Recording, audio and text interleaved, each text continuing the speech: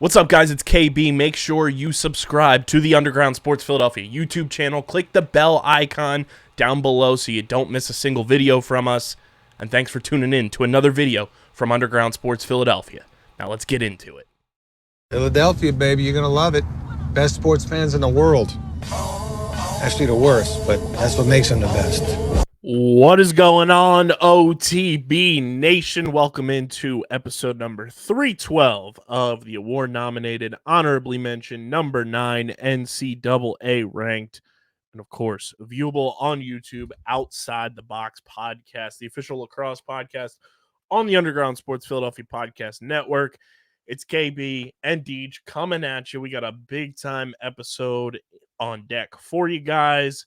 And before we even get started, I know last week episode's a little delayed by the time you're listening to this one. That one is out.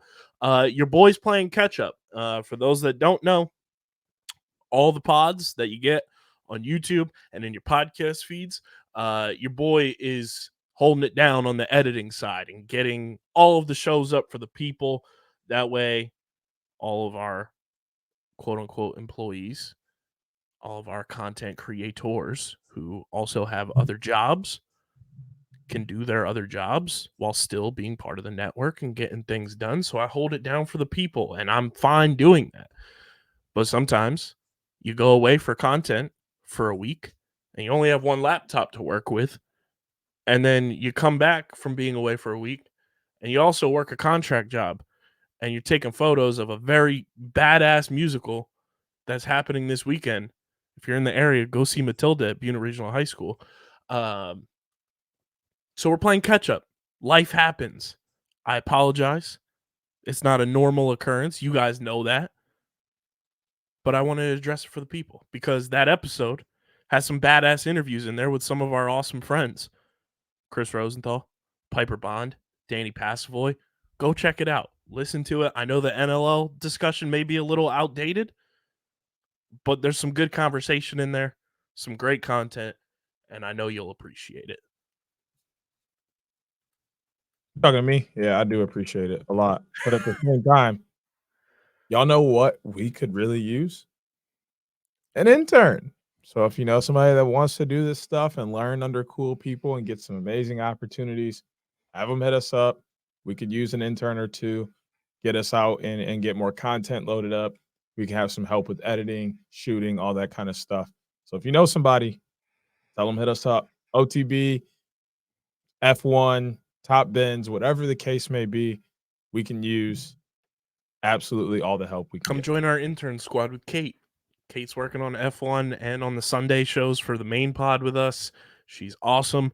But yeah, we could definitely use an intern, or if you want to, get into the lacrosse space with, all bias aside, arguably number one lacrosse podcast on the planet. Streets are talking. Not us, the streets. Hit us up. Slide in the DMs. DMs are open. Always. But yeah, it's not a normal occurrence. You guys know that. If you're a loyal listener to this show, you know that. Also, if you are an audio listener, I haven't even told Deej this yet. The artwork for the podcast may have a little update to it soon. Not logo-wise, but just overall artwork for the pods. Been doing a little research and just looking at how we can enhance things after we did the Top Bins rebrand, which I'm very proud of, and not just because I designed it all, but did a little research, Deej, and if you go onto your podcast app of choice and you take a look at the Top Bins logo, there's a nice little left corner adjustment on their podcast logo. Might start doing that with all the pods because I think it'll look good. It'll look amazing. There's no reason not to do it. So I was messing around with ours, and you know what? Let me see if I can get an initial reaction to I'll try to pull this up while we're recording and take a picture of it and send it to you and get your thoughts on what I did to ours. But we're back. We're back. And before we get into everything, Deej, what should they be doing? They should be following us on the socials, all of them. And same handle everywhere. On every account possible. If you like me, you got Spotify, you got Apple Podcasts, and you got YouTube. No reason for you to not be following, subscribe to us on all platforms. Then you can get our show in multiple different ways, no matter where you are. Oh, you got time to sit down and watch a video? Bang, YouTube. You're in the car, Apple Podcasts, Spotify. Or maybe you're somewhere where you don't have a lot of internet, so you download our episode and listen to it on Spotify. There are so many reasons as to why you should have us on every platform so that you don't miss anything we got going on here at OTB. Especially because there's some talking in the streets that some big things could be happening this summer on the PLL tour with us. So just saying for the people. If you keep subscribing and following at OTB LaxPod, Twitter, Instagram, TikTok, Threads. Follow Deej on Twitter at SCS_next great. Follow me, KBIZZL311. Follow us. Subscribe to the pod. Apple, Spotify. Leave a 5-star rating and review, especially on Spotify, because, you know, they always say you haven't made it until you've got haters, Deej, and apparently we got some haters on Spotify leaving some lower star reviews. We're only a 4.6 rated podcast on Spotify. Let's bump that up a little bit. Let's bump it up on both. As small of an ask as that is, leaving the 5-star ratings and reviews on both Apple and Spotify goes a long way, especially because Lacrosse does not have like an individualized podcast chart like some of the other sports do. So keep subscribing, keep leaving 5-star ratings and reviews, and keep subscribing to the YouTube channel, youtube.com/@undergroundsportsphiladelphia. It's where you get full video episodes of this show, every show on our network, clips, shorts, live streams. We are going to be uploading in the coming weeks individualized versions of every episode of OTB Radio from Champ Series on the YouTube. So keep subscribing, youtube.com/@undergroundsportsphiladelphia. And get your merch at phiapparel.co. It's the best place and the only place to get your Underground Sports Philadelphia merch, your OTB shirts, hoodies, Underground Sports Philadelphia shirts and hoodies. And if you're a Philly sports fan like myself and a Philly sports fan by proxy like Deej, you can get Phillies, Eagles, Flyers, Sixers, Union, and Philadelphia-centric merch as well. It's the most comfortable apparel in the game. phiapparel.co. And use code UNDERGROUND for 10% off your merch orders. It's the most effective and direct way to support everything we're doing. So get your merch, phiapparel.co, code UNDERGROUND, 10% off your order. Deej, it is NLL season, and I know we typically lead off NLL season talking NLL, but when you have news as big as the news that came out on Wednesday, you got to lead things off with it. And it is brought to you by the PLL app and our PLL XP code. That's right. The XP code still works on the PLL app. Download the PLL app and go to the redeem code section in the app, and you're going to get 500 XP when you use code OTBPOD. That's OTB Pod for 500 XP in the PLL app. They are able to track whoever uses our code to see how many times that code gets used. So the more it gets used, the more we're going to be able to be involved with the PLL app moving forward. And we want that. We want that for us, not only us, but we want that for all content creators to be able to link up with the PLL, link up with the PLL app, and have that opportunity to grow alongside with the league and be integrated into their app platform. So download the PLL app if you haven't already, and go to the redeem code section and use code OTBPOD for 500 XP. Our pal Patty Pitts used it, downloaded the app, used the XP code. He leveled up to level 2 right away. Instant. So use our code, support the boys, support the PLL app. Use code OTBPOD for 500 XP. Deej, unfortunate news for the pod, for the brand, and for the city of Philadelphia. Andy Copelan has stepped down as head coach of the Philadelphia Waterdogs, and this caught all of lacrosse Twitter by surprise. Nobody saw this coming, and it's an unfortunate day for the sport, for a team that just got a home city that was going to be able to claim arguably best coach GM in the league since he's come into the league. I think that is a fair thing to debate and a fair thing to discuss, and I wouldn't argue against saying that Andy Copelan was number one. And more importantly, one of the best humans in the PLL since he came in 2020 and built the Waterdogs from scratch, took them from one win in the inaugural season in the bubble during the original championship series and turned them into a perennial championship contender within a few minor moves and a couple years they're hoisting a trophy and playing in back-to-back championship games and playing in the championship series championship.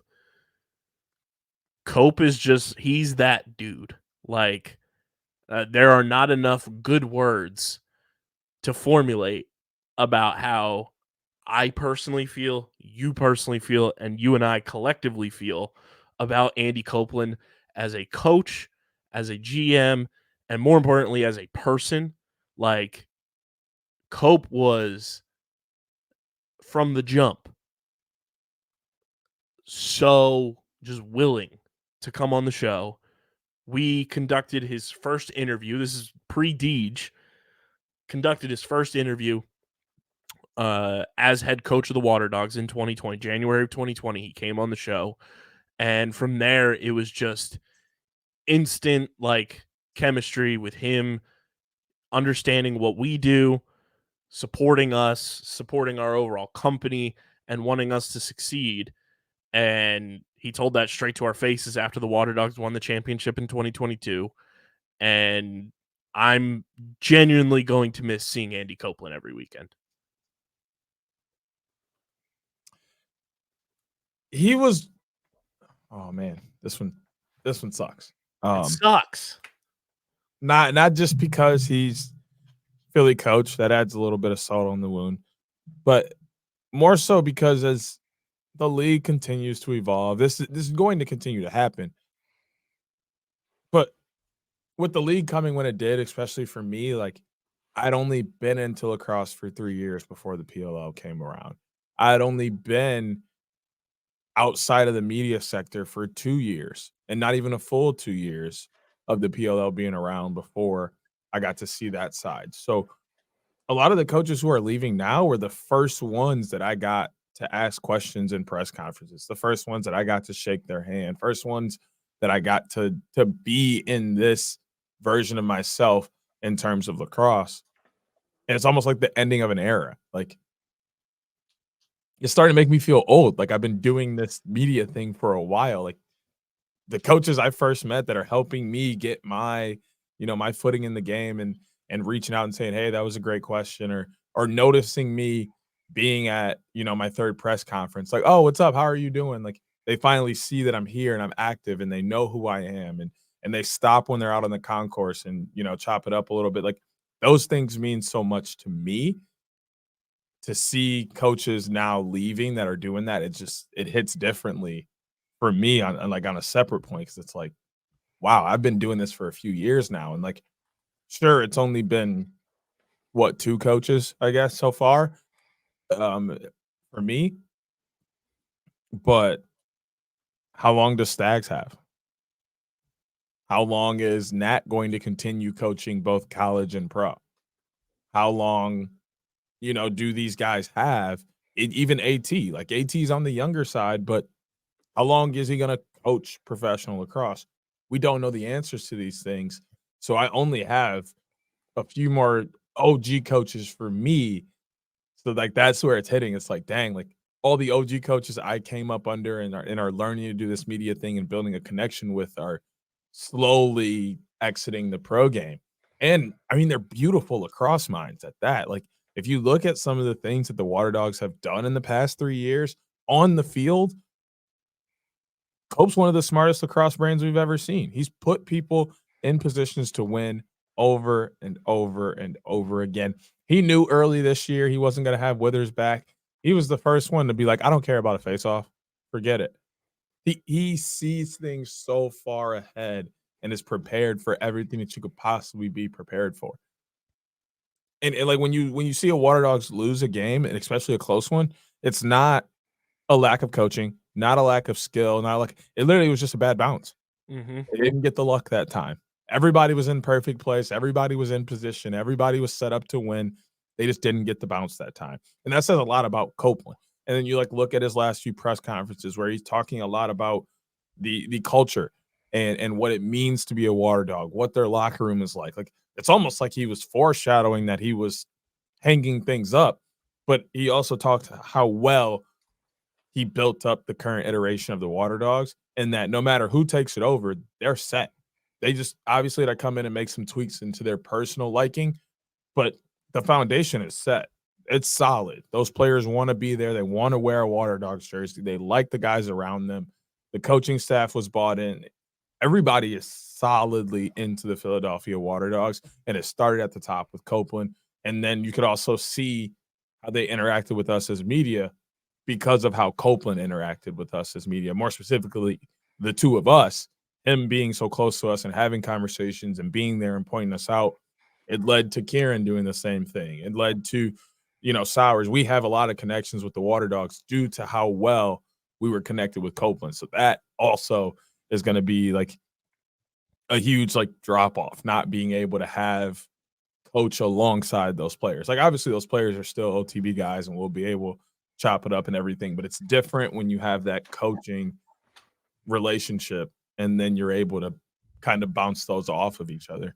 We're losing that piece, but I don't think it'll be long before, we're knocking on the next Water Dogs coach's office. And yeah, I was going to say, before we keep opining about Andy Copeland, as we should, whoever the next head coach of the Water Dogs is, just be prepared. You're coming on this show. You're coming on the main podcast on this network, and you're going to be our new best friend. So be ready.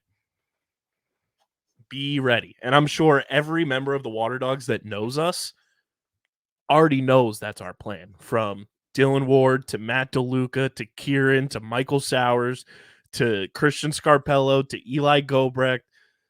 The whole squad is going to prepare that coach for us. Hey, bestie. How you doing? Because we are definitely coming. Knock, knock, knock. Everybody else out there knocking, you can't get in until we let you in. Right. We got first dibs. We got dibs. You heard it here. Don't make us pull out the big guns. I'm sure Cope is letting whoever it is know that we're coming. Probably, but if we got to pull out the big guns, you know who I'm talking about. We will. So don't make us do it. We got first. Y'all can have them after we're already besties. Said. You got any ideas of who it's going to be?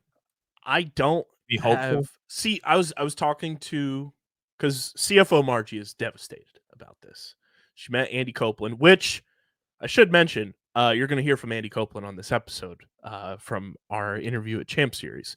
Fitting that we did Andy Copeland's first and final interview, non-broadcast wise, ever as head coach of the Water Dogs.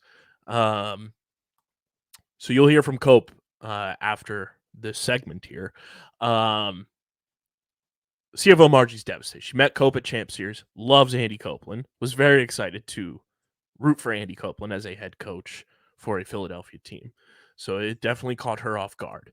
But I was talking to her and I said, it's different than the major four sports, more specifically for me, at least with football and baseball, where you kind of have an idea of who's next up in the rankings of new coaches and who's going to be, hired as a coach, where I didn't grow up following lacrosse like a lot of people. I got into lacrosse in 2018 and was learning on the fly and some of these coaches that have gotten hired, like obviously Brian Holman, now is easy to kind of connect dots there and figure out who he was. I didn't know who Sean Quirk was outside of watching the 2020 MLL bubble, but did my research. We did his first interview as head coach of Cannon's Lacrosse Club in the PLL. I didn't know who Andy Copelan was at all, and I just shot my shot, and I was like, let's get Cope on here. I didn't know who Mike Pressler was until I did a little research. Didn't know who Tim Sudan was until I did a little research. So, like, for me, it's like figuring out kind of like backwards. It's like, let's see who this is, and then I'll go find the history of who this person is. And it's also weird because you kind of also have to look at any new PLL coach through the lens of Mike and Paul and who their connections are and who they would want to be interviewing for a potential next head coach. But CFO Margie did bring up a very interesting point, Teach, and we were talking about this a little bit pre-show. This is no knowledge either. This is a hypothetical, just, shooting the shit with your mom.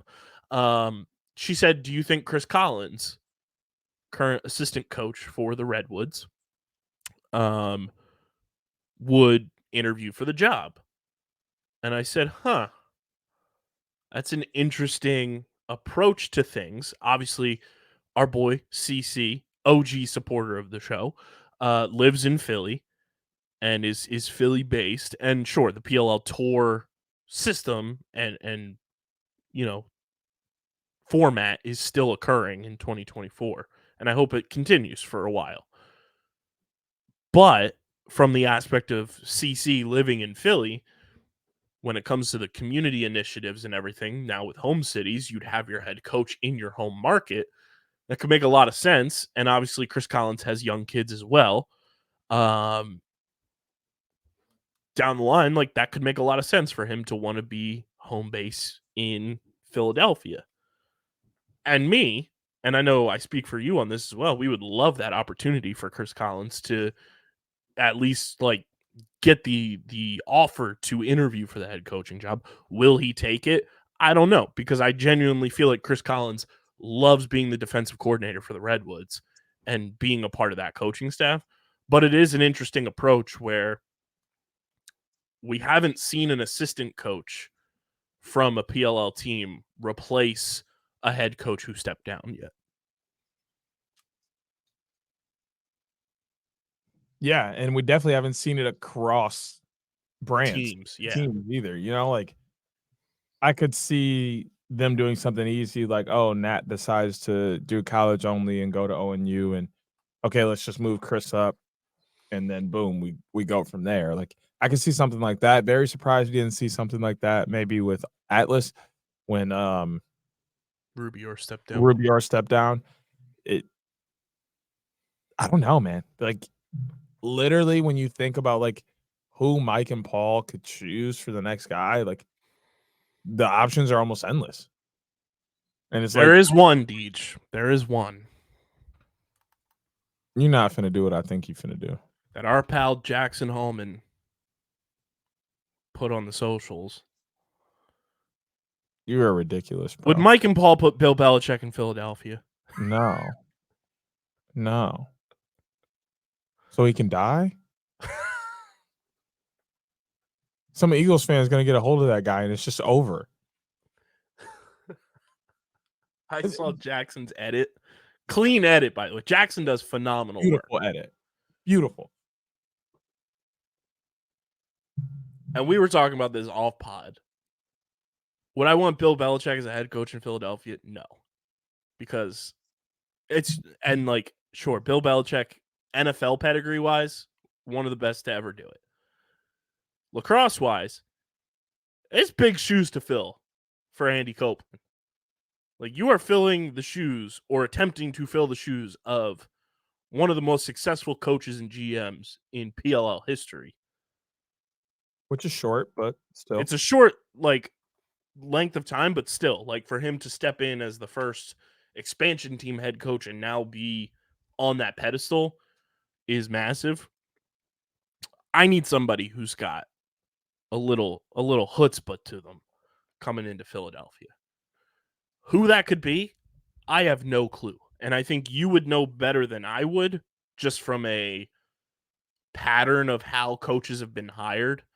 From the college ranks potentially. I don't know what route they're going to go. I do find it interesting. We'll talk about it a little later. The Japan series rosters were announced, and Brooksy is the head coach for the PLL All-Stars. So that is an interesting nugget there.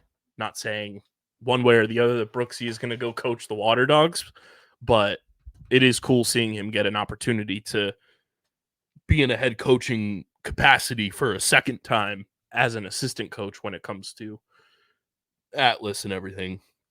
But I have no clue what direction they're going to go. Could they promote one of the assistants? Sure. But it's going to be a fascinating sequence to see how this all goes down. And I love that Cope is staying on as interim GM as well until a new head coach is hired, because as of now, head coaches are the GMs of their teams. But I also have to mention this, Deej. Andy Copelan displayed the type of person he is and how awesome of a human being he is and how much he cares about the Waterdogs' longevity and culture, because he got their big free agents paid before announcing he was stepping down. He got Liam Burns locked up through 2025, if I'm not mistaken, Eli Gobrecht through 2025, and Big Dylan Ward through 2026 before stepping down. I think that is an awesome display of character and the type of person that Andy Copelan is, to show the care and attention to detail he has for those guys as people to get those deals done before stepping down. It says a lot to like we talked about earlier, the culture of the locker room and the team of the Philadelphia Waterdogs. It's a very tight-knit group. To be 30-some people big, everybody knows everybody. They know something about their lifestyle, how it is for them at home, what they like to eat, their favorite color. They know these things about each other. They know what kind of song these guys need to listen to before every game. Being a tight-knit group matters. So then when things like this come up where there's going to be change, it's handled within rather than from an exterior source.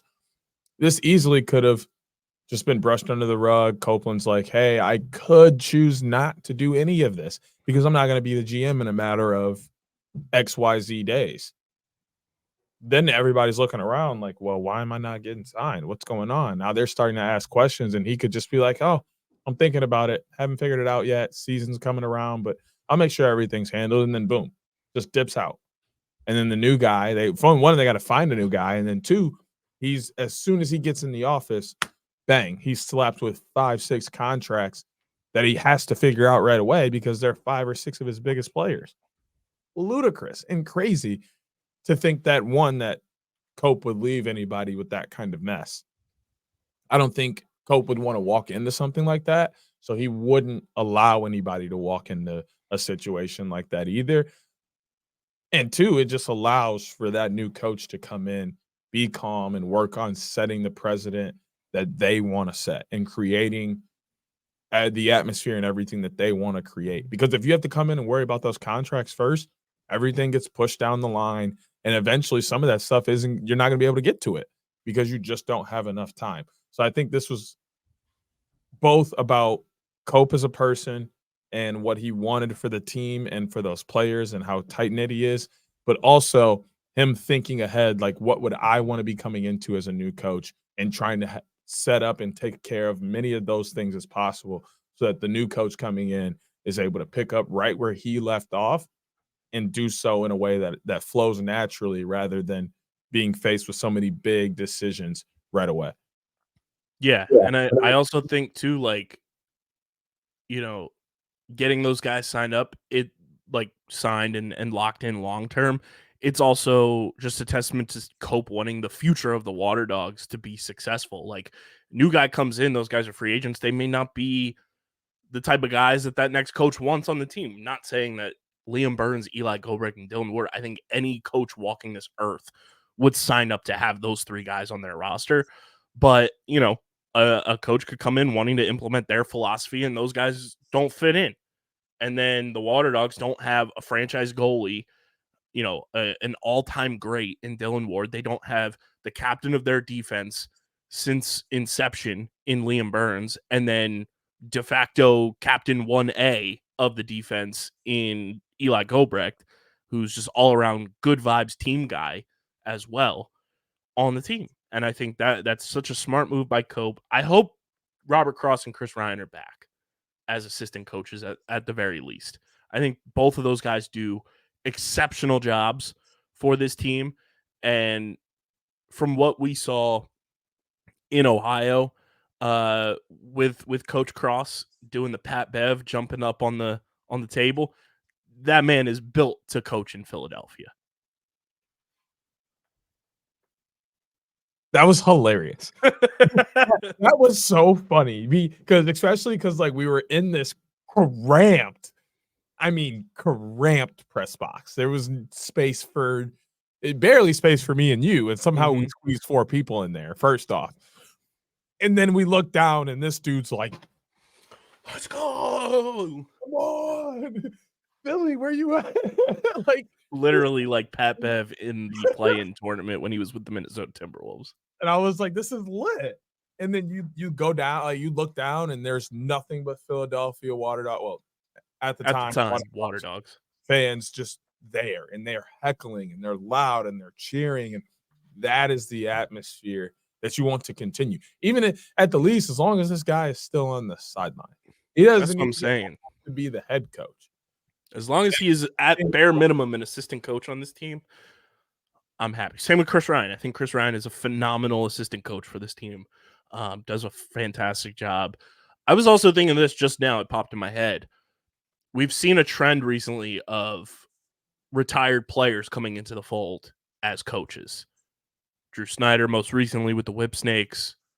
Brooksy with Atlas. Could we potentially see Steve DiNapoli get an interview? I think he would be another case of coordinator being brought back. I'm not sure he gets the head. I also think he's retired too recently to where he'd want to come and coach. As a head coach. Yeah, that's what I'm saying. But I mean, if I'm Mike and Paul, I would certainly tender him the interview. Just to pick his brain, because he was the OG captain of the team. Like, see what he wants to see as well from now an outsider looking into what the Waterdogs culture is. I'm trying to think of anyone else, because there haven't been that many Waterdogs that have retired. Although Deej, I know he's a Cannons legend, and he's going to be more remembered as a Boston Cannon than anything. We did just see him be an assistant coach in the Champ Series. He did play for the Waterdogs for a year. Stop it. Could Mike and Paul interview? I'm just going strictly interviews. I'm not saying hire. I'm saying, because the other thing too is very funny that like most other sports announce like we've conducted a formal interview with insert coach's name here. We haven't seen that with the PLL like ever. It would be fun to see that. I mean, if I'm Mike and Paul, I'm also offering an interview to Brody Merrill. Yeah. I don't even know if Brody takes it, but I definitely think they offer it to him. It would be an interesting candidacy there. I don't even know who else to put into the category of head coach of the Waterdogs. Because when you think Waterdogs, you think Cope. Literally. And like you can't recreate Cope, let me tell you. Nope. Guy's a special human being. And he's always got an open mic on this show, no matter what. So can't thank Cope enough, though, for just the time, the support, the love, the friendship. Like he treated us as equal and like gave us some of the best compliments, advice, and just like overall like good vibes over the years. And 2022 is definitely one that we will remember for a very long time.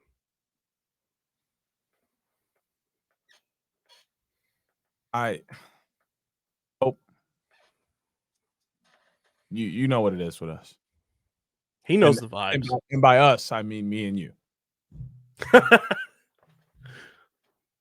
You'll forever be special to me. It'll always be go Redwoods. But I'll never forget how well you answered my question. Never forget how comfortable you made me feel. Never forget the amazing things you had to say about the game of lacrosse, about your players, and just the energy you put toward making the game grow. It will forever be held cherished by me. Nobody else has to, but I will. And you will be missed in the Philadelphia Waterdogs locker room, the press conferences, and everywhere else. But I'll be sure to remind everybody that there will never be another Cope to come through. Big facts. Also, pretty cool on the way out. Cope got the one thing that was missing, although it wasn't regular season, but overall, he finally did pick up a win against the Redwoods. You're right. Series. Oh, man. That's the only time the Waterdogs have ever beat the Redwoods. Yep. Dang. And you know what? The Woods are 1-1 in Champ Series against Waterdogs. No. Sorry. 0-1. No, 1-1. Right? I forget if they played in the OG Champ Series or not. Let me just make this easy on myself. No, they didn't. The Woods didn't. They didn't make the OG Champ Series. No, OG was 2020. Oh, yeah, but that we don't count that as Champ Series.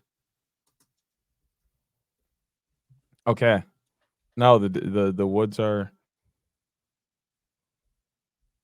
0-1 to the Waterdogs in the Champ Series.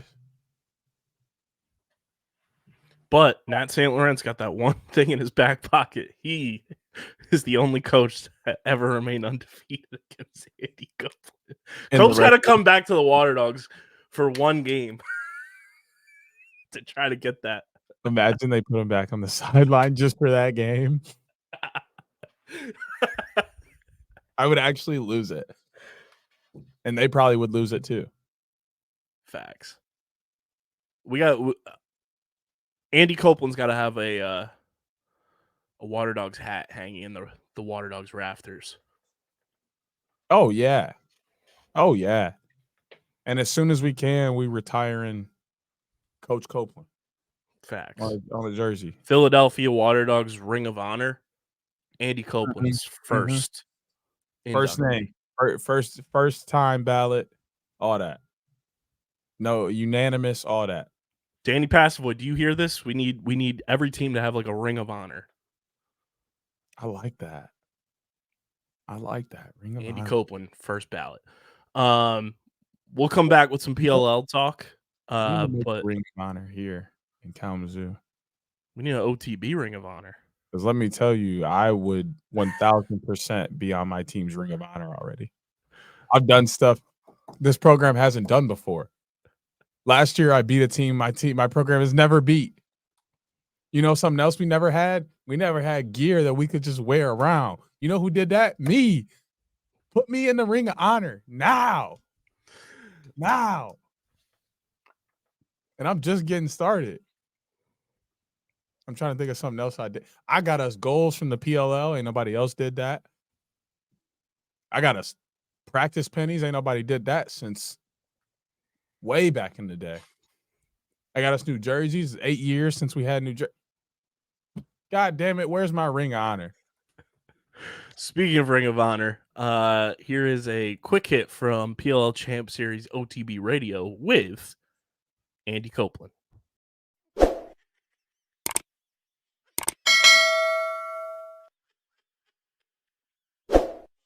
Everybody, welcome back to OTB Radio live from PLL Champ Series, and we are joined by 2022 World Champion and currently 2-0 in the PLL Championship Series for 2024, head coach of the Philadelphia Waterdogs, Andy Copelan, for the first time in person on the show. We've had you a number of times. Good to have you in person, Cope. KB, it's fun to be here, man. This has been a really cool week of lacrosse. It's fun to meet Mama Bear over there. So yeah, let's have at it here. How has the Champ Series experience been so far? Obviously, a little different from the status quo of typical field lacrosse, but what has that experience been like through 2 games? It's been really cool. I mean, it's fun to get like a fraction of the team back together. I mean, obviously we lost the championship in September, kind of in heartbreaking fashion. So obviously you down in the dumps there for a little bit, but this is something that we've had to look forward to. And I love our 12-person roster. All 12 of those guys are awesome in their own kind of contributing in their own unique way. And it's a long week, right? I mean, it's like part of me is like you're at like lacrosse camp with your buddies, which is like the fun and exciting part of it. But there's a lot of nuanced stuff in terms of recovery and just managing guys' minutes and what a certain rotations look like. With the understanding that yes, it's great to be 2-0, but at the end of the day, you want to be the last team standing here on Monday. So, what does the durability piece look like? I mean, you saw a couple injuries yesterday, which is obviously really unfortunate. So. That's our priority, at least going into tonight's game, is making sure that we try to stay healthy and we can be as fresh as possible going into the playoffs. You have a couple guys here that are they've been Waterdogs, but they've kind of been like fringe guys roster-wise during the regular season, like Jason Rose, Kyle Borda. What's it been like having them in the mix this whole week and being part of the team?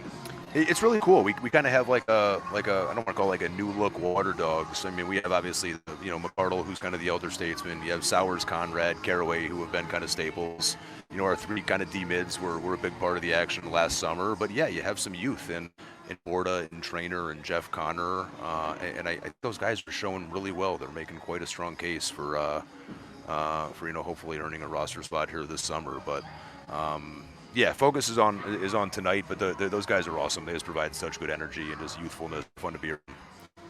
Matt DeLuca has been, I mean, he's left everyone speechless so far through 2 games. What has, clicked for him in a format that's not traditionally too kind to goalies? That's a great question. I mean, Matt he's a student of the game, probably more so than I even ever realized. I certainly have gained an appreciation for just his level of preparedness this week. So that's part of it. But I'll also tell you, like, if you asked me this question, 4 days ago, like, what was our goalie situation going to look like? I thought there was probably going to be like a 1-2 kind of rotation, try to preserve DeLuca for the playoffs, and he was just in like a nice rhythm. I mean, we have a really good relationship. Obviously, I trust him, so I kind of lean into him and just kind of ask him how he's feeling. Has he taken some body shots? Like, what's he feeling like? And honestly, he feels great right now. So, no sense in upsetting the apple cart at 2-0. But obviously, I'm going to kind of listen to him throughout tonight's game, and we'll make whatever decisions appropriate for both him and the team. Somehow, someway, Kieran McCardle is still one of the most underrated players in the league. He's right up there for the Golden Stick right now. I think he's 1 point behind Matt Campbell from the Cannons, but. What is it that, no matter what format of lacrosse it is, field, box, sixes, he's got that nuance and is just able to find the back of the net. Yeah, and you know what? I think the Golden Stick, if I'm not mistaken, may just be like goal scoring production. Like he's as good of a feeder as he is a goal scorer. So I think that balance in his game, I think, really is a differentiator for him. But there's obvious chemistry between him and Michael. And Kieran's he's been around the block a little bit. I mean, like all those years of experience, both indoor and outdoor, I think sixes is kind of a combination of both, right? So it's really right up Kieran's alley, and he's certainly showing quite well. We talked about it in the press conference after the first game, but Christian Scarpello just feels like a kid in a candy store in this format. Obviously, that experience with Team England as well, playing some forward, but he feels like kind of the X factor for you guys right now from playing a D-midi unit in field, and now he's out here just running the entire floor for you guys. How much of an X factor has he been, and what have you kind of picked his brain about to just enhance the coaching ability when you have the shifts and everything like you do in sixes? Yeah, I mean, Scarps is awesome. He's the son of a coach, first of all, so he's I think he kind of like approaches the game through that lens where not all players necessarily have that ability. He's a guy I lean into in game prep quite a bit just because I really trust and value his opinion. He's a warrior. He's a competitor. I never have to question his grit or just his sheer toughness. And then the reality is coming in, I think on paper it was easy to sit here and say, oh man, one of the downfalls of the Waterdogs could be you only have one lefty in McCardle. But in the back of my head, I had exactly what you just mentioned, that Scarps has real like offensive acumen through his Team England stretch, and he's a natural lefty and he's really good on both sides of the ball. So Scarps provides a whole lot of utility. I think the answer to your question, kind of in the press conference, also alluded to Conrad, where he draws a lot of attention just in this format because obviously he's very well suited for it. But Scarps is absolutely in that category as well. Philly Boston tonight to wrap up the round robin portion. I mean, a little look into the location rivalry there. What's that? What's the juices like in the locker room for tonight's matchup where the Cannons have been able to put up 25, 26 goals in their first 2 games, and you guys have played outstanding defense. DeLuca's been phenomenal. What's kind of the look into this matchup for you guys? They're really good. I mean, I think you probably saw a little bit of that tension, during the scrimmage a few days ago. I think the guys kind of got some of that stuff out of their systems, kind of really on both sides. But look, I got a great relationship with Coach Holman. He's a really good man. I think he's done an awesome job, kind of rebuilding the Cannons organization. We have a ton of respect for those guys. I mean, look, we're going to treat it like any other lacrosse game. We want to be smart, understanding that the playoffs are around the corner. We don't know yet whether tomorrow's playoff game will be in the first or second slot, so it's as quick of a turnaround as we've had. So we are going to ask kind of like all 10 guys to make sure that they shoulder the burden tonight and share it. And I don't want to put Sowers in a position where he has to dodge 40 times, so on and so forth. So there's a little bit of smarts that go into it, but I think both teams certainly are going to compete and try to win. So it should be a fun one. And you can keep up with the Philadelphia Waterdogs in the PLL app, and they hooked us up this week with a XP code, Cope. Oh, now XP we're talking. is gold for everybody out there. You can use code OTBPOD for 500 XP in the PLL app and keep up with Andy Copelan and the Philadelphia Waterdogs. KB, thanks, brother. Great to see you.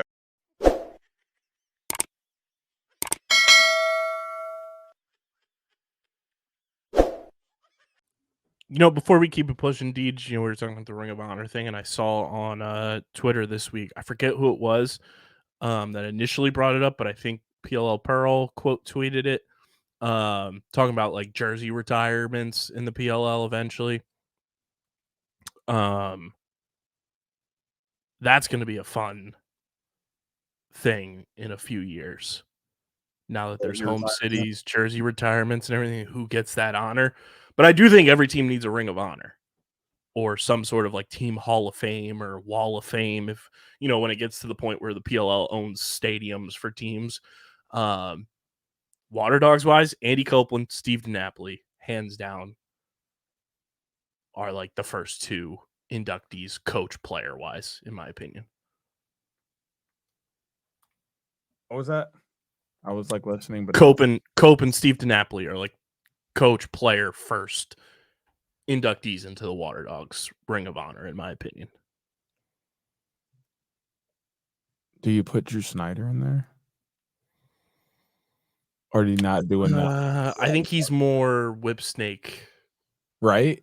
I know it's hard because like he had the play that he drew up for the Whipsnakes, win the championship and everything, and then he gets booted away, and it's like, and now he's back coaching with them. Yeah, like that's probably what really puts him over the top for the Whipsnakes is the fact that he went back coaching there. Not that like, and he only spent one season. Like truly, I know he was on the roster in 2021, but like he was injured most of the time, so he didn't really play. So his only season with the Waterdogs really was 2020, which was a shortened Champ Series season. I mean, like K18 is going to go in for the Redwoods for sure. Oh, not even a question. Do you think Beast gets in with the Redwoods, even though it was only one season? I think you kind of have to, right? Or do you just put him in the overall PLL? I think Beast gets into the obvious Lacrosse Hall of Fame. I think Beast gets into a Redwoods Ring of Honor where K18 does as well, but I think K18 gets the number 18 retired eventually. I don't know if 32 ever gets retired for the Redwoods I wouldn't retire 32 because it was only one season, and that's no slight at Beast. He's our guy. He wasn't like above average either that year. He was like just good. He was good. He was still really good, but he wasn't like this. Like if you're gonna play 1 year and then get a jersey retirement, you have to be astronomical, and he was not. Yeah, he was very good. Chaos wise, they haven't really had any like retirements yet. I mean, you got to throw AT in there. But AT will go in, and Nat's going to go in for the Redwoods as well, obviously. I mean, I think eventual for Chaos, it's going to be Blaze, Jared, Jack, Josh Byrne. Those will be the 4, I would say.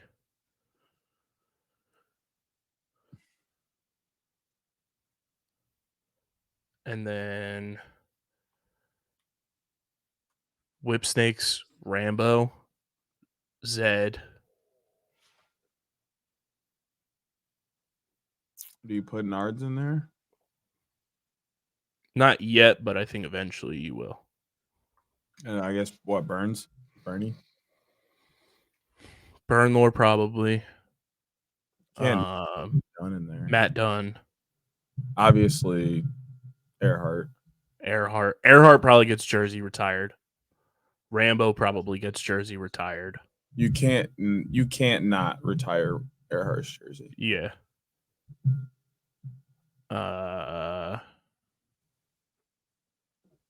Channy probably goes Ring of Honor. Mm-hmm. Brad Smith. As long as he keeps playing and stays healthy. Mm-hmm. Jay Carlson gets Ring of Honor.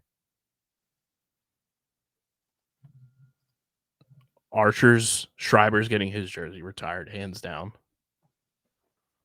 And Ring of Honor duties, obviously.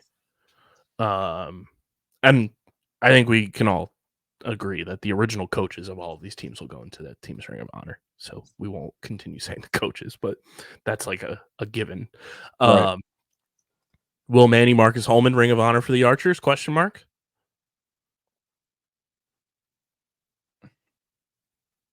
I think you got to go Cannons for Holman. Really? Look at the year he had this year. You know what I mean, you could get both. He just won a Champ Series.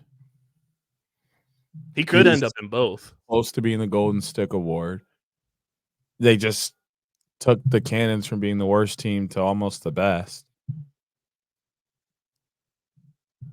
But did he do enough with the Archers? I don't think so. Did he though? Really? Like they didn't win anything, and he never was really like.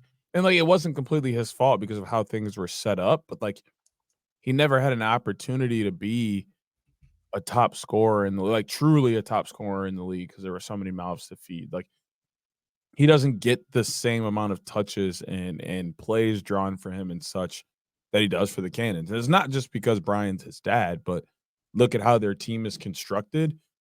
Him and Asher almost have a 1A, 1B attack in terms of we are the first options. We are the ones they draw the plays for. We are the ones they're trying to get to score. And it showed this year with how high their production was. I don't think we've seen production like this from Holman since his like middle of the pack, not middle of the pack, but middle MLL years where he was like really playing good ball because he was at a prime in this athletic standpoint in terms of age. So 2019 Marcus had, and we also got to like remember with guys that were predominantly MLL, like stats are going to be a little skewed from their MLL years because there was more games.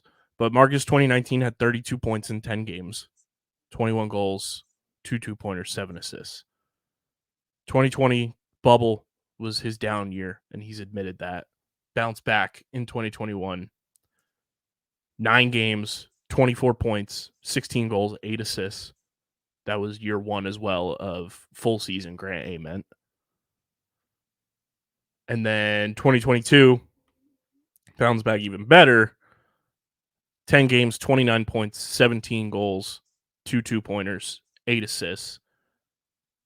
So overall in his Archers career,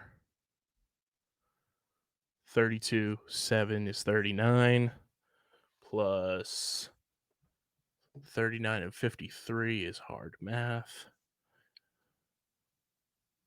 92 points in an Archers uniform in 4 seasons. Right. I mean, that's good. That's almost 25 points a season. But how many did he have this year? 44. MVP Almost. caliber year. He almost doubled his average. Which I'm saying he could be one of the few guys that gets into a Ring of Honor for 2 teams. But I mean, just looking at the Archers, there's other guys I'd put ahead of him. More specifically, like from the team this year. If Matt keeps playing how he is, he's got to go in. Well, yeah, Schreiber will get in, Matt McMahon will get in, and Ambler will get in. Graham Hossack will get in. You know, I don't see Dauber slowing down anytime soon. If he keeps playing at this level, I mean, I got to imagine he gets in the Ring of Honor. Dominique and Mark McNeil will get in. Right. Am I opposed to him getting in for both? I think Marcus gets in to both, whereas Will would only get in for the Archers. I think Will has a better chance of the Archers, and that being the only place he gets in. Mm-hmm. I'm not opposed to it. I'm not opposed to it, and I wouldn't be surprised or say no if he did get it. But if Marcus was only given cannons, I would see why, based upon how many more people have a chance in an Archer's Ring of Honor than cannons. Because, like, I mean, cannons, obviously Brody's going in. Mm-hmm. You probably put Paul in there. Mm-hmm. Not probably. You will put Paul in there. and then what, Brenner? If he keeps playing like the way he has, yes. And I love Ryan Turner. It's just a matter of the consistent play. Right. I would say LT4, but so far, man's played 1 season. Or 2, something like that. 2? I think just 1. No, I think 2. 2. Yeah, he's played 2. Yeah, he's not. It's hard. It's hard. That's no slight to Lyle. No, because he's LT4, but at the same time, he's played 2 seasons. So, like, if they said yes, I'd be like, all right. I'd be like, is LT4 arguably the best player to ever come through your program? Yes, because he's LT4. But I could see you saying he didn't actually. But not the best in a Cannons uniform. Right. And I could see them saying no because of that. But, I mean, Asher, he's got to go down. What about Nick Morocco? I just had to get your reaction.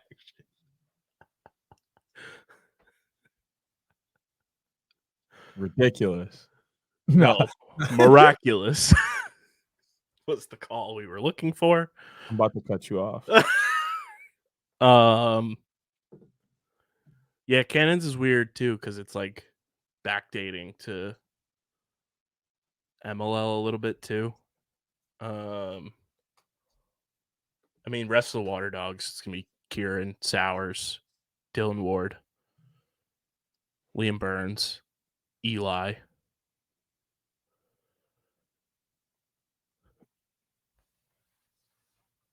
Brian Brown. Yeah, Brownie. Does Paul go in for Atlas too? No. Respectfully. So who gets in for Atlas? Trevor. Yes. Tucker Durkin. Okay. Teat. Jeff Teat. Brian Costabile.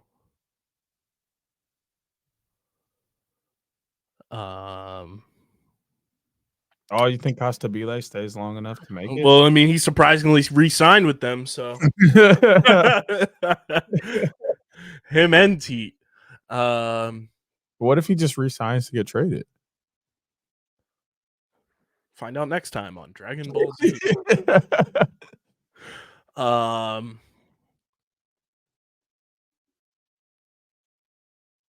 to think of who else has put on an Atlas uniform. Oh, Danny Logan.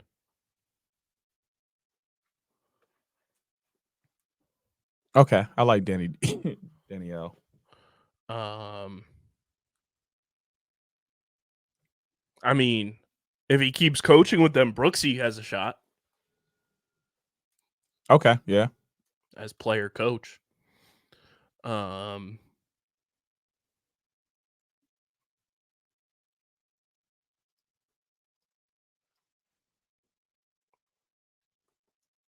Maybe Rex Road.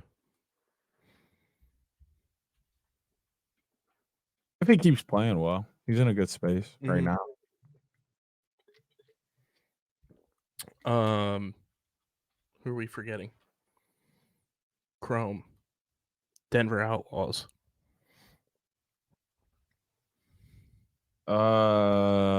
Half the water. Oh, we also forgot somebody for the Waterdogs. Zach Courier.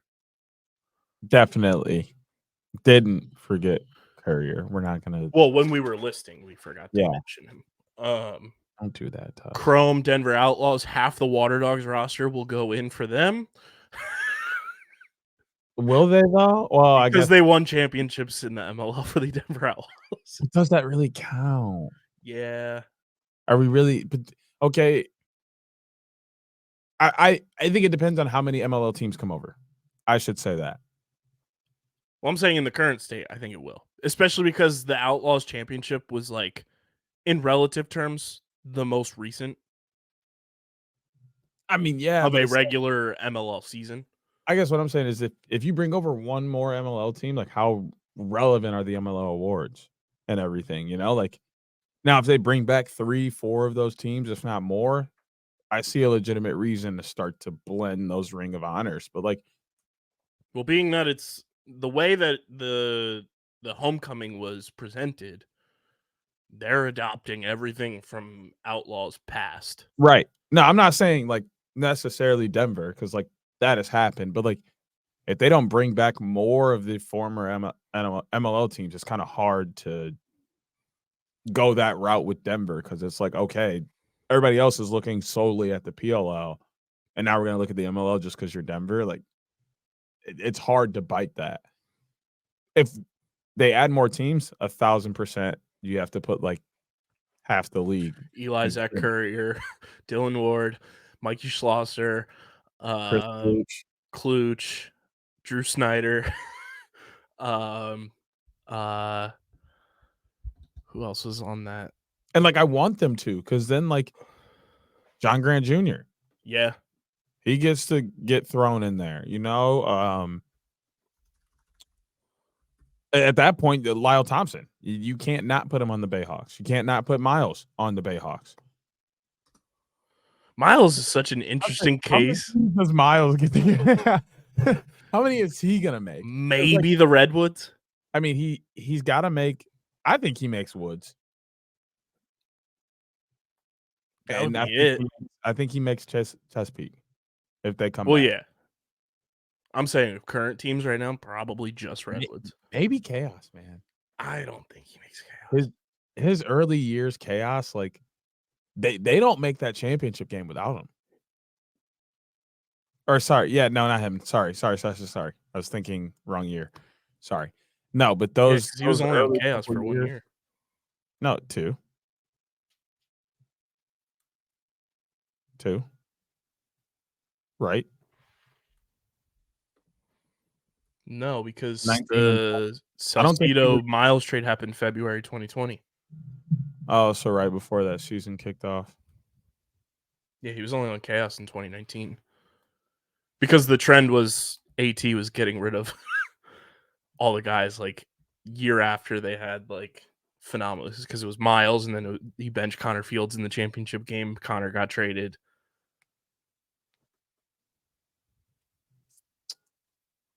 Oh, Connor. Yeah. Fieldsy goes in as an archer too. I think so. We really just managed to name the whole league. This was the ultimate guys being dudes segment. Literally. We just Dudes will just sit around naming random players. That's funny. People are gonna hear this segment and go, "Man, I could have did that better than them." Waterdogs should have had this person and this person. And, well, if Denver's gonna get that, then we gotta add them. And oh man, we just started something, bro. This might even end up on the Twitter. Literally. The Twitter, because I ain't calling it X. The Twitter. Dog, why can I not backdate the Denver Outlaws anymore? It's only showing PLL out on Wikipedia. Uh-oh. SpaghettiOs. They might not be bringing any more MLL teams back. Oh, here we go. I clicked on it again. It says Denver Outlaws. It's the PLL version on Wikipedia. And then the first line, not to be confused with the Major League Lacrosse team, the Denver Outlaws, 2006 to 2020. Except that is. It's the same team. I am screaming, bro. Oh my God. I mean, to be honest, you know who else would go in for the Denver Outlaws Ring of Honor due to coaching record alone? Stags. Really? Stags from 2012 to 2013 coached 28 regular season games for the Denver Outlaws, 25-3. Okay, then. Tell me something I didn't know. Oh, Max Adler definitely goes into the Ring of Honor for the Outlaws. And maybe Chaos. I say, does he go in for Chaos? That's where I was going to go.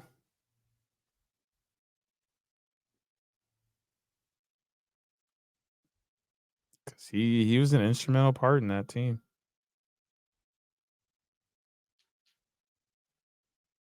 Here's something we got to keep an eye on, too, because the Denver Outlaws in 2020, like that iteration, 2006 to 2020, had 3 retired numbers, bro. I gotta. One of them has been in use on this team. One is in use for this team. How is that possible? So Jesse Schwartzman's number was retired by the Denver Outlaws, number 19. Our guy, Jesse King, wears number 19 for the Denver Outlaws. Question. Technically, Jesse King does not, because he hasn't played PLL in some time. He played last year. And before that? 2020. Right. But he played last year and wore number 19. Barely. And technically they were chrome. So he didn't wear 19 for the Denver Outlaws. He is on the active roster for the Denver Outlaws now. They're not going to let him wear. I don't think they let him wear that number. That's his number, though, bro. They're the Denver Outlaws. He can't wear that number. Because the other two numbers are not in use, and that is number 29 for all name team, Lee Zink. Number 7, Matt Bocklett. Oh, okay, Bocklett. I see you. But that 29's a little. Also, you know what's hilarious? Every member of the Denver Outlaws right now, sans Connor Farrell, because he's not on the active roster right now, he's a free agent. Every member as of May 31st, 2023 on the roster for... Or I'm dumb. Forget what I was going to say. All right.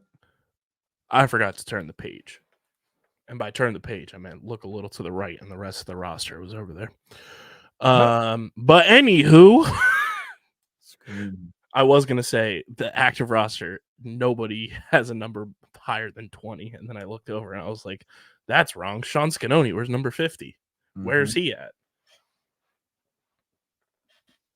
I'm glad you fixed that before I had to say something to you. Yeah, I would have just ended the podcast right there. But let us know who you think is going to get a jersey retired in the YouTube comment section or be in the Ring of Honor, and who should be in the OTB Ring of Honor.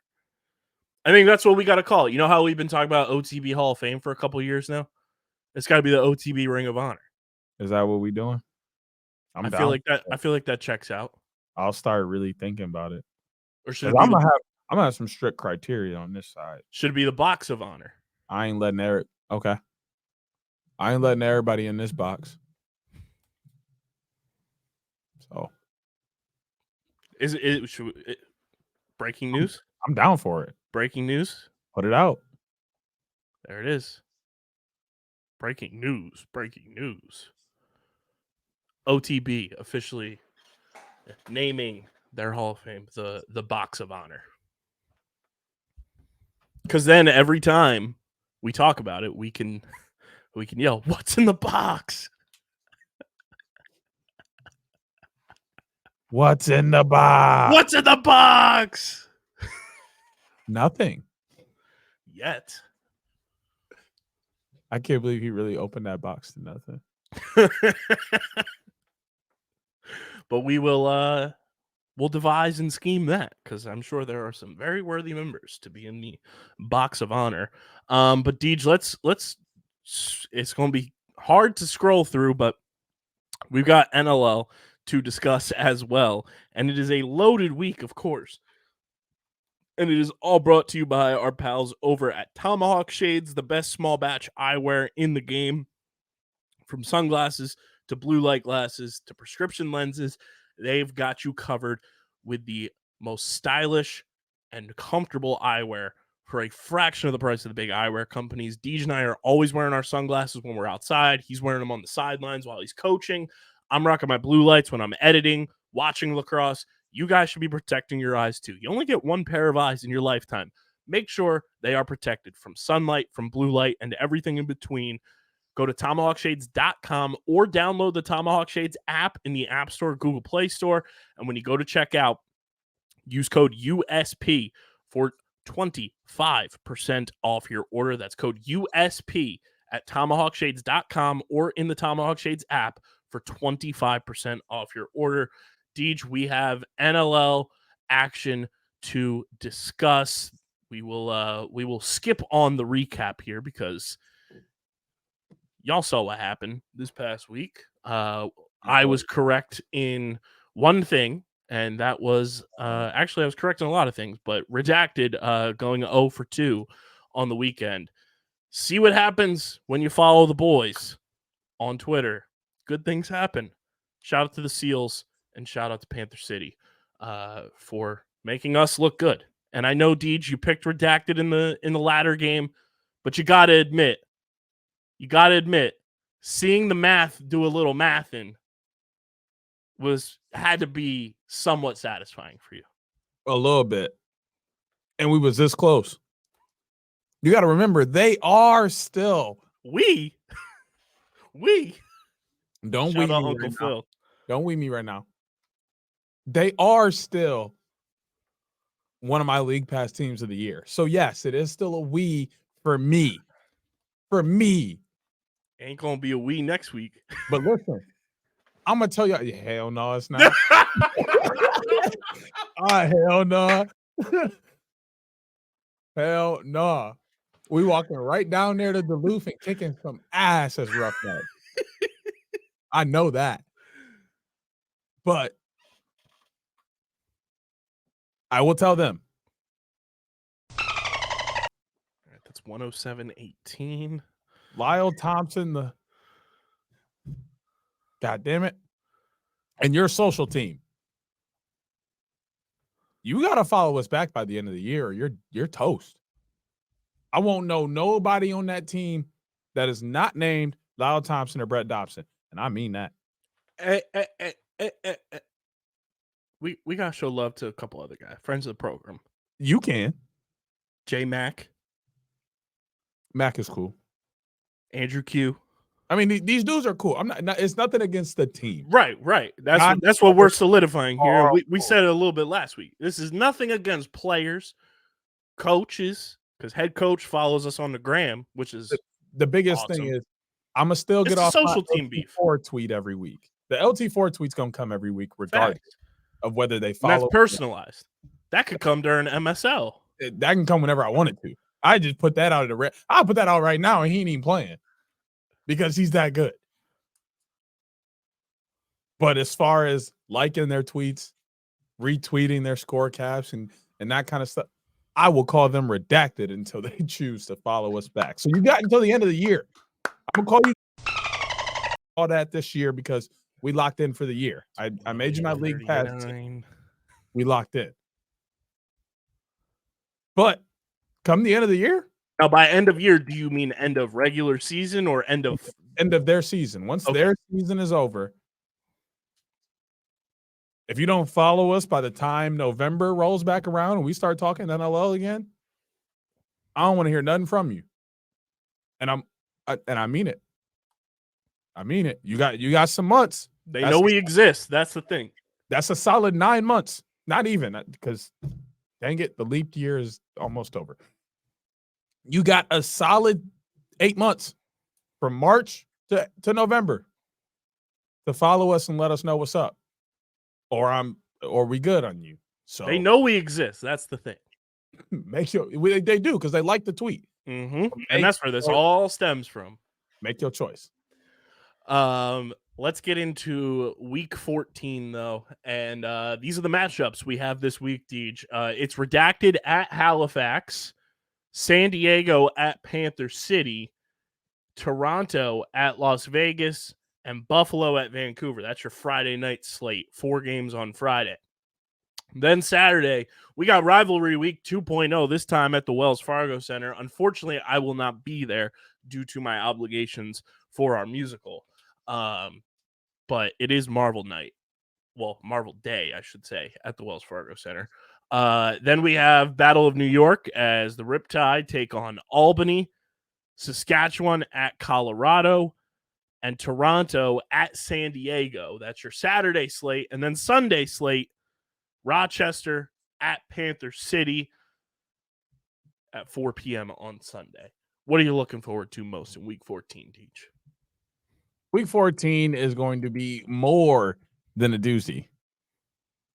But look at us. We're head-to-head again in this week. And you know I'm no holds barred when it's like that. You got lucky that I ended up having to work the last time these two teams played. But guess what? Guess what I don't got to do at 1 o'clock on Saturday? Work. I ain't got nothing to do but text you all day while the Roughnecks give y'all that work. So, yes, you probably going to end up blocking me by 3 p.m. Saturday. I won't be on my phone because I will be photographing a wonderful musical at Buena Regional High School. Shout out to them. Get your tickets to go see Matilda this weekend. Oh, you going to block me because that little notify anyway, tap.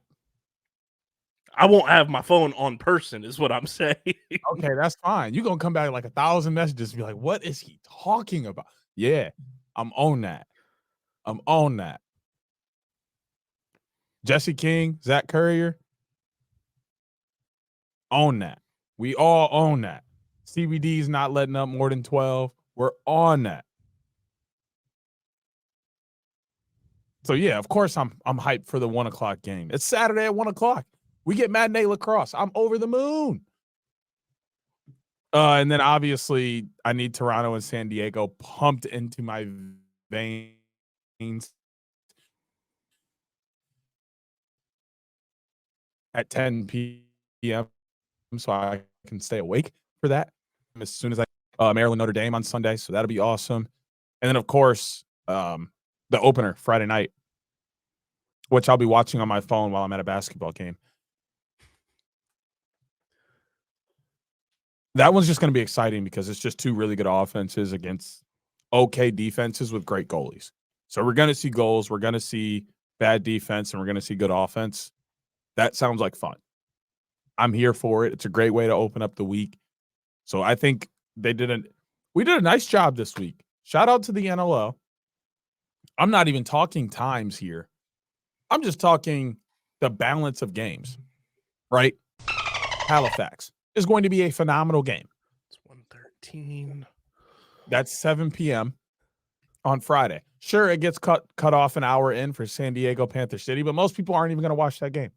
And if they do, they'll probably be bouncing back and forth, but spending more time on the Halifax game. Love Y'all that. should be dialed in for San Diego Panther City though, because they both follow us on the tweet machine. 10 p.m. Toronto and Buffalo are each playing, but they're playing some teams that are a little lower in the standings this year. AKA teams that they should beat. So it's worth the back and forth flop since they both kick off at 10 p.m. on the West Coast. Cool with that. New York Albany should be fun, but it's standalone at 7 p.m.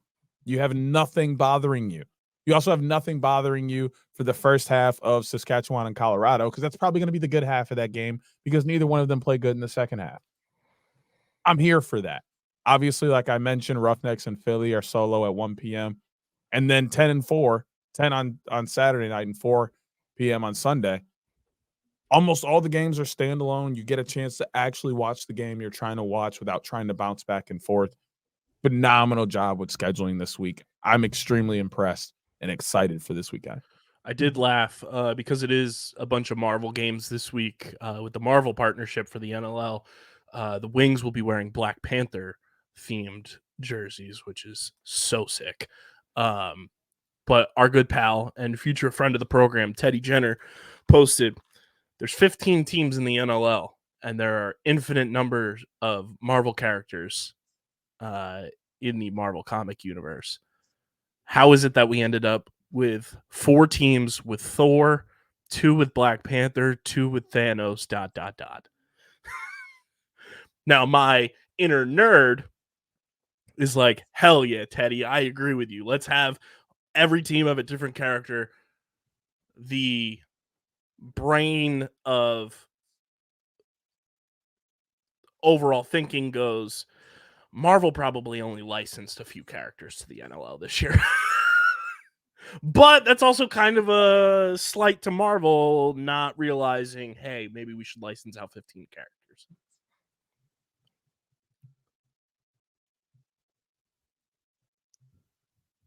Because the Wings could have easily had like Hawkeye, Falcon.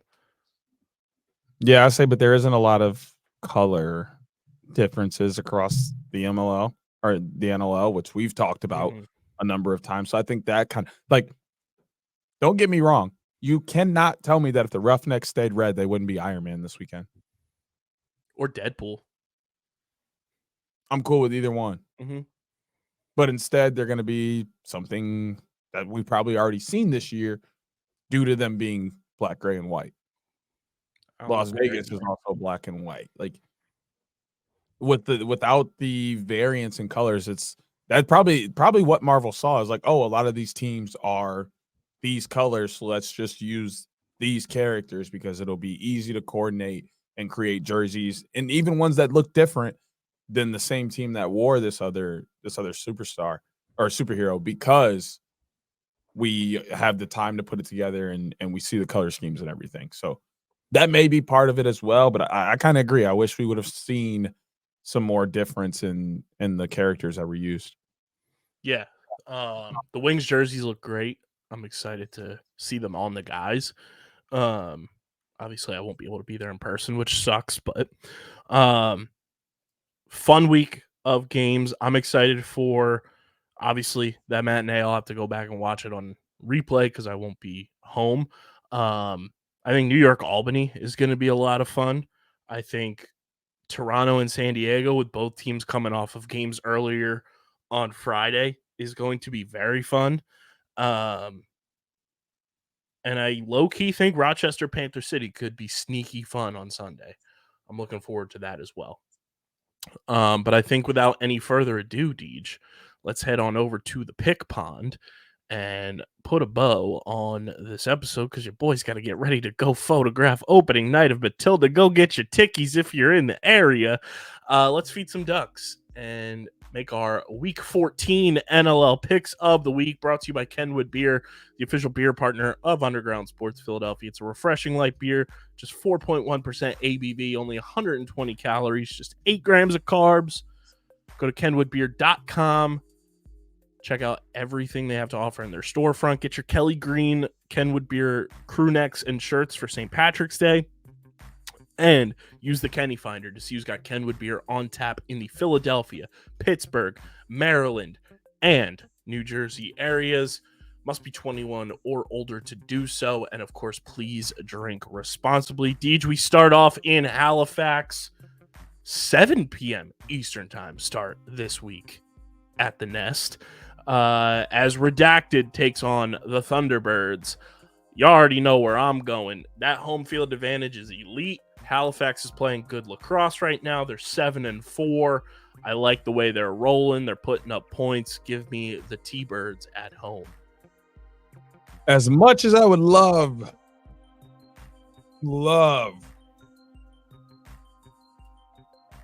to go with, That is 1-8. I'm gonna have to go with Halifax because they're at home and their offense seems to spark at home. Even if they have to come back late like they did last week, they figure out how to make it work. So I'll take the T-Birds at home as well. San Diego at Panther City kicks off at 8 p.m. Eastern time. I'm going to go with the Seals for the face-off advantage and just the overall offense advantage. But I do think it's going to be an interesting game pace-wise, but give me San Diego. Yeah, I think San Diego takes this one handily. I think we've seen some struggles from Panther City in games like this, but they also come out and shine. So I think this is one where people are kind of writing them off easily, but it'll be a lot closer than people think. But San Diego still has just too much firepower. Toronto at Las Vegas at 10 p.m. Eastern time. Should be a game that Toronto wins. Will they? Who knows? But I am picking them to win. Give me Toronto to get the dub in Vegas. Vegas has beat some teams that they shouldn't beat this year. So I wouldn't be surprised if they squeeze one out. But Toronto's at the top of the standings for a reason. Give me the Rock. The other 10 p.m. Eastern time game, Buffalo at Vancouver. In years past, I feel like this game would have been a lot easier to pick.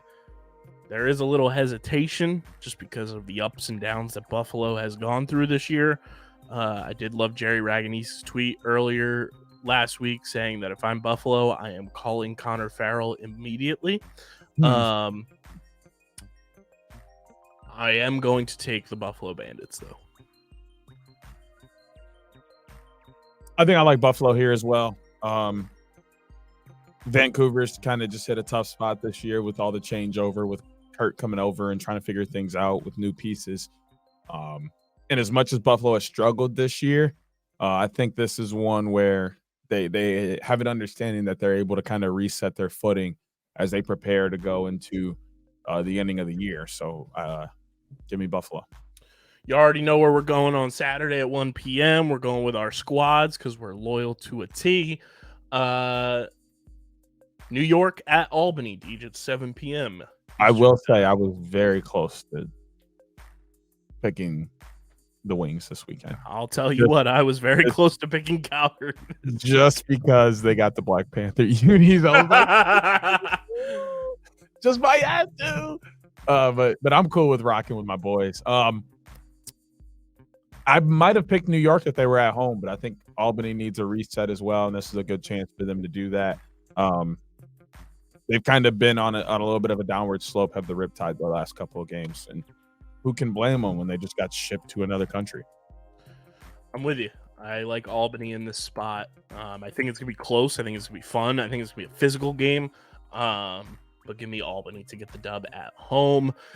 Maybe the hardest game of the weekend to pick, Saskatchewan at Colorado.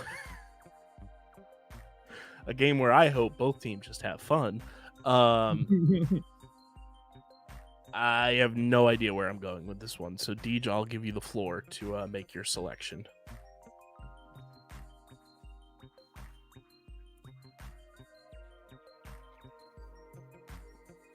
Neither one of them is really doing well. Nope. Only reason Saskatchewan is ahead of Colorado because they played less games. This one's in the Loud House. Mm-hmm. Give me the Mammoth for that reason. It's the only thing I have. Yeah, that was the one thing I was leaning towards too, and I was like, I sound dumb for saying that. Hopefully not. I'm going Colorado. Toronto at San Diego. This should be a heavyweight tilt. This could be a potential championship, preview. Both teams play earlier in the week, both on Friday. San Diego has a slight rest advantage in this for all the advanced, statistics watch when you look at rest advantage and everything, because San Diego's game against Panther City faces off at 8 p.m. Eastern time, which by the time Toronto faces off in Vegas, that game is going to be close to, if not already over. And then Toronto will have to travel to San Diego following their game in Vegas. For that reason, I'm going to go with San Diego.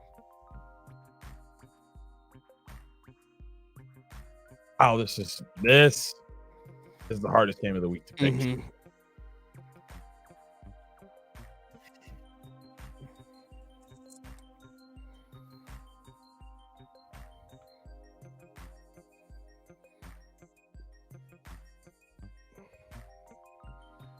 Toronto's got to travel less. I'll take Toronto.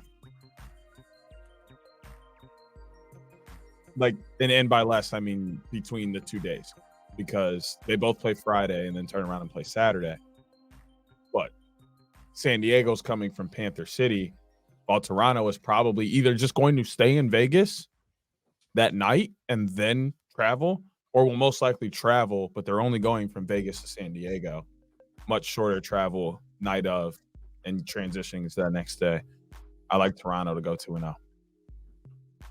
The way I look at it is Toronto's got to go from Toronto to Vegas, then to San Diego. I was thinking that too, but San Diego gets the advantage of going from San Diego to Panther City and then back to San Diego, more than likely by the time Toronto's first game of the weekend faces off. Because it's 8 p.m. in Panthers, 8 p.m. Eastern time, and then 10 p.m. Eastern time. They won't be back. I'm saying they'll be able to leave by the time. They'll leave in the middle of that. They'll leave by halftime. Toronto and Vegas will be underway, but by the time that game is done, San Diego will be back in San Diego. Should be. I'm telling you, flying west is like just add time to the clock, bro. No, it never stops. That's flying southwest. I'm telling you. Where's Colin when we need him? Last game of the weekend. Rochester at Panther City. Panther City's got a 2-game weekend. Both are at home. They're playing good lacrosse right now. Rochester's been on a bit of a downslide this season for whatever reason. And I'm going to go with the home team to get a dub. Give me Panther City. I like another split game. I'm going to take Roch here. Playing 2 games in a week is tough. Granted, they get a day of rest, but Rochester's coming in hungry, looking to get back on the right side of things with rest, full rest for the week. Panther City doesn't have that. And Panther City's got 2 tough games this week. Rochester is still scoring. That's the biggest thing. Is they've been losing, but they're scoring outside of their game last week against Vegas, where they only put up 8. Other than that, they've been still scoring 13, 14 goals a game. Panther City isn't quite putting out that production, so I think that's part of it. This is a good chance for Rochester to get rolling again against a team that has also been struggling throughout the year from time to time. So there are our Week 14 NLL Beer Money Picks of the Week, brought to you by Kenwood Beer. We both have Halifax, San Diego, Toronto, and Buffalo. I'm going with Philadelphia. Deej has Calgary. We're both going with Albany and Colorado. I've got San Diego. He's got Toronto. I've got Panther City. He's got Rochester. And those are your NLL Week 14 picks of the week. Deej, should we... Before I got to bounce out of here, quick hit the TLN college games of the week with Portal Jones here, as we didn't get a chance to last week because we both had to bounce when we were recording. But I will pull up the games here so that we can discuss. Why can I not find them?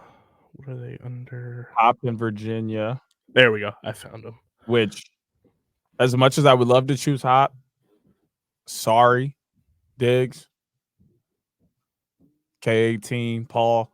It's going to be a rough one for y'all this weekend. Y'all are going to be looking at McCabe and Connor like, why are y'all doing this to us? Virginia's absolutely gross this year, and they make everybody hang their heads. You guys are just next on the list. So sorry to all the JHUs out there, but the Blue Jays are going to have it rough this weekend against the Cavaliers. The game I'll be at this weekend, boots on the ground. As much as I would love to pick the ACC to roll things this week, I don't know if I trust Notre Dame now. Not because of Georgetown, but because they're playing Maryland, who's on a tear right now.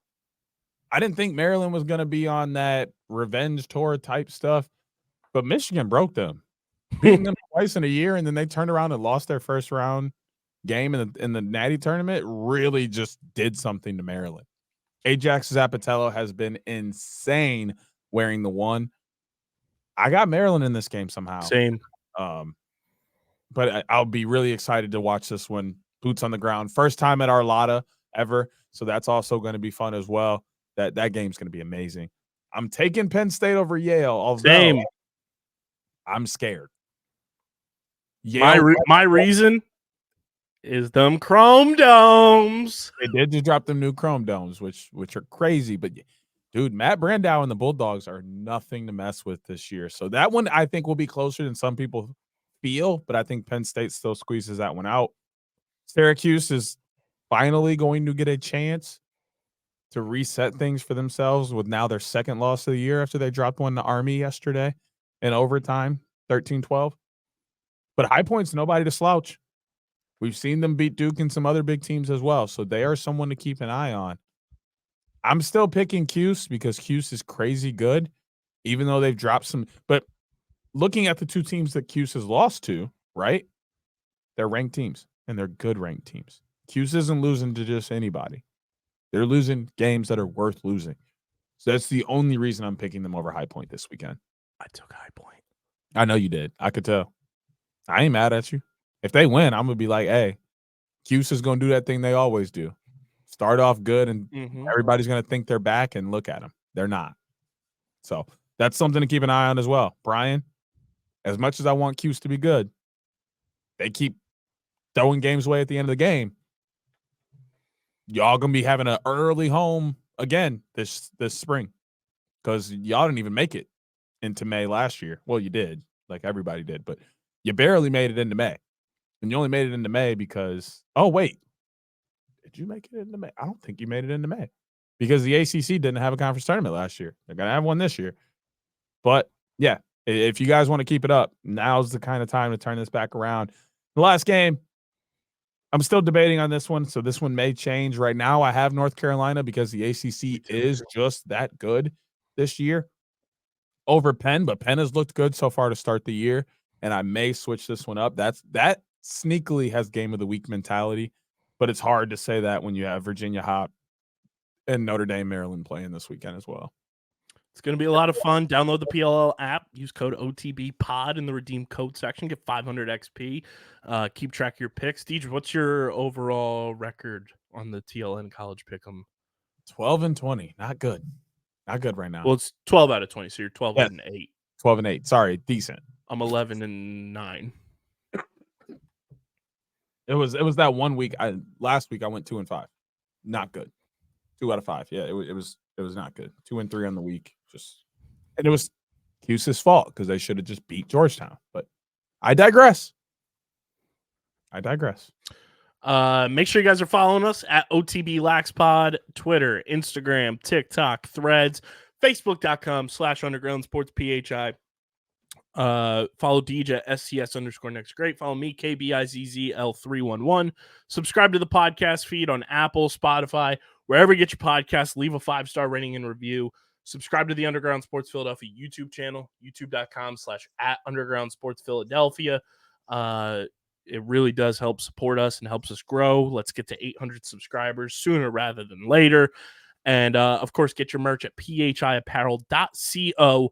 Code Underground for 10% off your order. And this has been episode number 312 of Underground Sports Philadelphia's official lacrosse podcast. the Outside the Box podcast.